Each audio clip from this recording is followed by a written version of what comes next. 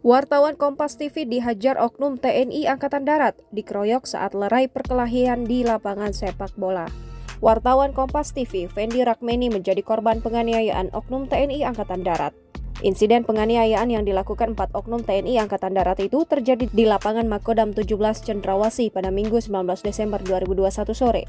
Penganiayaan terhadap Fendi bermula dari pertandingan sepak bola. Fendi diduga menjadi korban salah satu pukul karena sebelum insiden terjadi, ia hanya bermaksud melerai perkelahian di lapangan sepak bola. Lantaran emosi, lanjut Fendi, pemain lawan yang juga oknum TNI emosi dan langsung mendatangi temannya, Benyamin, dan menendang di bagian wajah. Ia menyayangkan aksi arogansi oknum TNI Angkatan Darat tersebut. Fendi menjelaskan kejadian ini sudah dilaporkan kepada Pomdam Kodam 17 Cendrawasih.